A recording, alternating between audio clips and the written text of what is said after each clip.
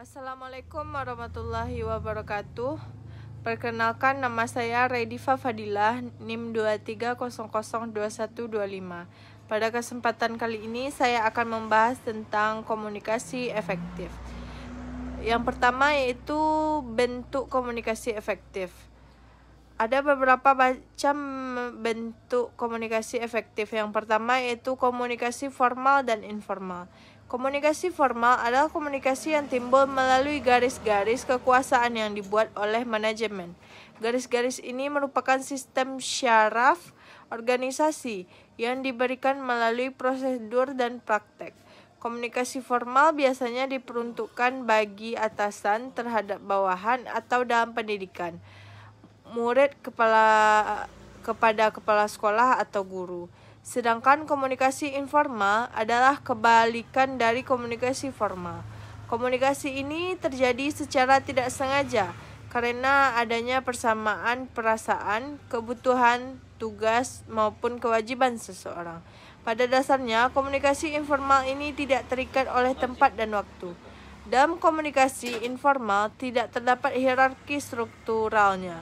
Oleh karena itu, komunikasi informal mempunyai dua tujuan, yaitu untuk memenuhi kebutuhan seseorang akan interaksi sosial dan juga meningkatkan pelaksanaan pekerjaan organisasi dengan menciptakan alternatif dan supaya lebih cepat dan lebih efisien.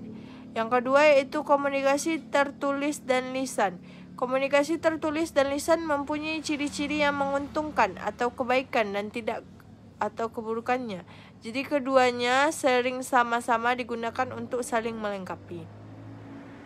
Di antara keuntungan komunikasi tertulis yaitu memberikan catatan dan referensi yang resmi sehingga kita dapat mempersiapkan pesan dengan cermat dan dapat tersampaikan ke banyak orang. Sedangkan keburukannya yaitu pesan tertulis dapat mengakibatkan timbulnya timbunan kertas dan tidak akan memberikan umpan balik dengan segera. Akibatnya akan membutuhkan waktu yang cukup lama untuk mengetahui apakah suatu pesan telah diterima dan dipahami dengan baik. Di bawah ini terdapat beberapa petunjuk menurut Kate Davis dalam penyampaian komunikasi secara tertulis, yaitu yang pertama menggunakan kata-kata dan ungkapan yang sederhana, yang kedua yaitu menggunakan kata-kata yang singkat dan sudah lazim, dan yang ketiga nyatakan pemikiran secara logis dan langsung. Yang keempat yaitu hindari kata-kata yang tidak perlu. Sedangkan komunikasi lisan dapat berupa pertemuan tatap muka dari dua orang atau lebih, dan pada komunikasi ini dapat berjalan secara formal atau informal dan dapat terencana atau tidak. Kebaikan dari komunikasi lisan adalah komunikasi seperti ini dapat memberikan pertukaran yang cepat dan mendapat umpan balik secara cepat pula. Sedangkan keburukannya adalah tidak menghemat waktu atau jika sedang asik akan membuang-buang waktu dan lupa waktu. Yang ketiga yaitu komunikasi verbal dan non-verbal. Verbal berarti menggunakan kata-kata baik lisan maupun tulisan. Menurut Pitfield, komunikasi verbal dapat berupa kontak tatap muka, wawancara, konsultan bersama, dan pidato. Sedangkan komunikasi non-verbal adalah komunikasi tanpa menggunakan kata-kata. Misalnya melalui gerakan badan, penampilan, bau harum, pakaian seragam, ekspresi wajah, barang-barang, perhiasan, mobil, dan isyarat lainnya. Komunikasi satu arah dan dua arah. Komunikasi satu arah adalah komunikasi yang hanya menjamin penyampaian pesan saja, misalnya iklan. Komunikasi ini juga terdapat keuntungan dan kerugiannya. Di antaranya adalah komunikasi satu arah itu lebih cepat, menghemat waktu dan uang. Di sini si pengirim akan merasa puas karena tidak ditanyakan tentang informasi dan juga dapat melindungi kekhilafan dan kesalahannya. Sedangkan kerugiannya itu terletak pada si penerima yang tidak mempunyai kesempatan untuk meminta penjelasan pesan. Lain halnya dengan komunikasi dua arah, komunikasi ini memiliki umpan balik yang melekat. Komunikasi ini menjamin bahwa informasi diberikan lebih lanjut. Yang kelima yaitu komunikasi yang efektif, efisien dan baik. Komunikasi yang efektif yaitu komunikasi yang paling cermat sehingga maksud dan tujuan dalam komunikasi dapat tersampaikan dan dimengerti oleh penerima informasi. Komunikasi dikatakan efisien apabila berusaha untuk mengurangi sebanyak-banyaknya waktu dan biaya dalam pertukaran informasi. Namun informasi yang disampaikan dapat dimengerti. Sedangkan komunikasi yang baik adalah komunikasi yang terjadi apabila pengertian penerima sesuai dengan maksud yang diinginkan oleh pengirim. Oleh karena itu, ketiganya saling terkait. Komunikasi yang baik harus bersifat efektif dan efisien serta baik. Faktor yang kedua materinya itu faktor yang mempengaruhi efektivitas komunikasi. Yang pertama yaitu credibility. Kredibilitas berkaitan erat dengan kepercayaan. Seorang komunikator yang baik harus memiliki kredibilitas agar pesan yang disampaikan dapat tersasar dengan baik. Beberapa hal yang berhubungan dengan kredibilitas misalnya kualifikasi atau tingkat keahlian seseorang. Contoh, seorang dokter dianggap mempunyai kredibilitas ketika ia menyampaikan hal-hal tentang kesehatan. Yang kedua, konteks. Konteks berupa kondisi yang mendukung ketika berlangsungnya komunikasi. Yang ketiga yaitu konten. Isi pesan merupakan bahan atau materi inti dari apa yang hendak disampaikan kepada audiens. Yang keempat yaitu clarity. Pesan yang jelas atau alias tidak menimbulkan penafsiran yang bermacam-macam adalah kunci keberhasilan komunikasi.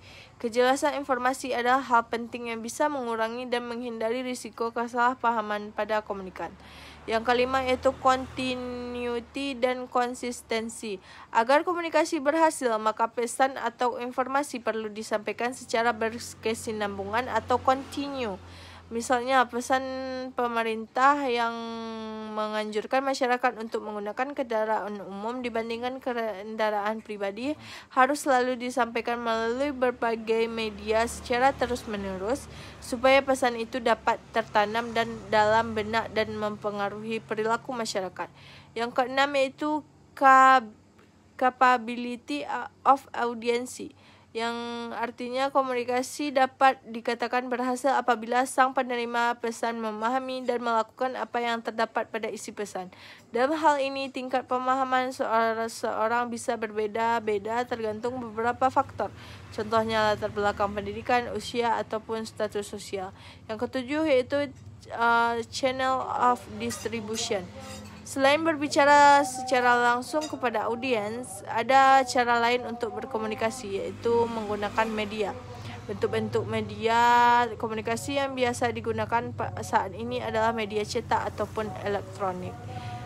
Yang ketiga yaitu materinya cara meningkatkan efektivitas komunikasi. Yang pertama, mendengarkan lawan bicara.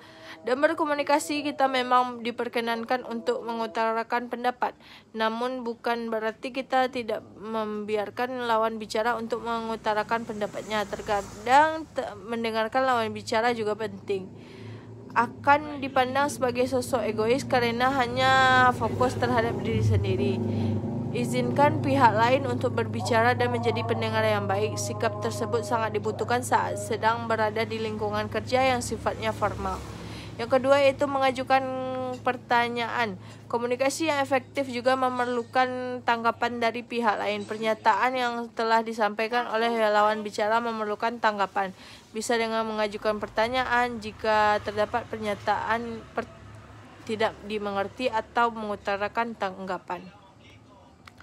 Yang ketiga itu memberikan informasi dengan jelas. Dan berkomunikasi juga perlu menyampaikan informasi secara jelas sehingga tidak menimbulkan salah paham dari pihak lain. Penjelasan informasi dengan jelas dan akurat tentunya akan membuat lawan bicara memahami apa maksud dari yang ingin disampaikan. Yang keempat yaitu mengkombinasikan komunikasi verbal dan nonverbal. Komunikasi yang efektif juga membutuhkan komunikasi verbal dan nonverbal di saat bersamaan agar terciptanya komunikasi yang efektif. Gerakan nonverbal seperti mengganggu atau tersenyum bisa menciptakan suasana yang komunikatif.